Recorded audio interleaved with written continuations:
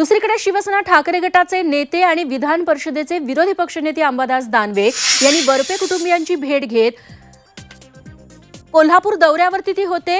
या भेटीनंतर ते कोल्हापुरात हाय व्होल्टेज ड्रामा त्यांना पाहायला मिळाला।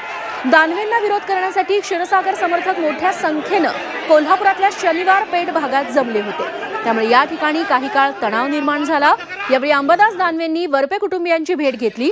कुणावरही अन्याय सहन केला जाणार नाही।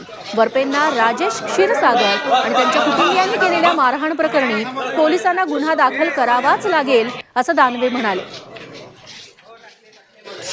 एवढ्या सगळ्या घटना घडल्या, घरात जाऊन मारहाणीचे प्रकार झाले, ज्यांनी मारहाण केली त्यांच्यावर कोणताही गुन्हा दाखल नाही आणि म्हणून अशा व्यक्तीला मी भेटायला आलेलो आहे। विरोध होत असतो, विरोध आता मी शिवसैनिक आहे बाळासाहेबाचा, असे विरोध अनेक वेळेस बघितलेले आहे। तो प्रोसेस होते। मी सगळ्या अधिकाऱ्यांशी बोललेलो आहे, गुन्हा दाखल करावाच लागेल पोलिसांनी।